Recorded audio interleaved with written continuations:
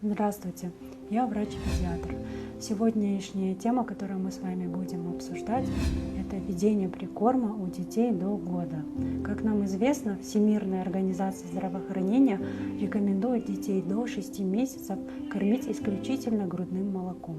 Конечно, бывают исключения, когда приходится прибегать к помощи молочных смесей.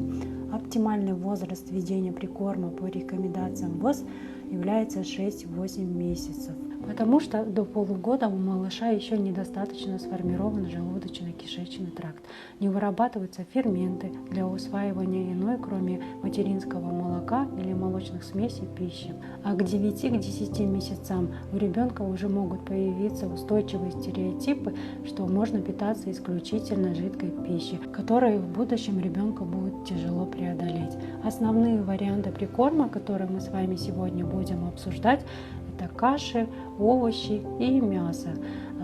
Фрукты нельзя вводить до каш и овощей. Это связано с тем, что до 8-9 месяцев у ребенка недостаточно развит желудочно-кишечный тракт для переваривания именно сырых фруктов и соков. Именно овощи и каши заселяют кишечник нужными бактериями, которые в будущем будут способствовать усвоению фруктов. А вот кефир, по мнению ВОЗ, не считается прикормом, поскольку не является твердой пищей. Его рекомендовано использовать как дополнительное питание с 8 месяцев, а вот коровье молоко рекомендовано использовать с года. Первые блюда готовят исключительно однокомпонентными. Каждый новый компонент вводится после полного привыкания к предыдущему компоненту. Это в среднем занимает 6-7 дней. Следующий прикорм – это каши. У детей, вес которых существенно меньше нормы, ВОЗ рекомендует начинать прикорм именно с каш. Мы каши готовим полужидкими, обязательно одной консистенции, не соленой и не молочной. Предлагается следующая последовательность введения круп. Это в первую очередь гречневая, рисовая, кукурузная, овсяная и манная. Манную кашу нужно готовить один раз в неделю, так как она вообще не богата полезными веществами, зато богата клейковиной, которая в будущем будет приводить к проблемам кишечника. Пропорция приготовления каши 5 грамм муки плюс 100 мл воды. В готовую кашу можно добавить растительное масло, либо сливочное масло.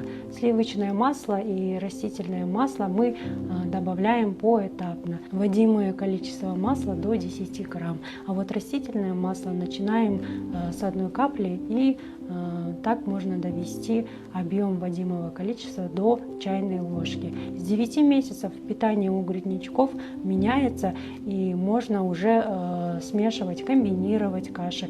Можно добавлять фрукты, овощи, но, конечно, из уже хорошо известных ребенку продуктов. В 9 месяцев разрешается готовить для грудничка перловую и пшенную кашу, а к 10-11 месяцам каши на воде будут отличным дополнением к мясу и рыбе. Овощной прикорм. Первый пюре готовится из одного овоща. Очередность введения овощей может быть следующей: кабачки, цветная капуста, тыква, картофель, морковь, зеленый горошек и свекла.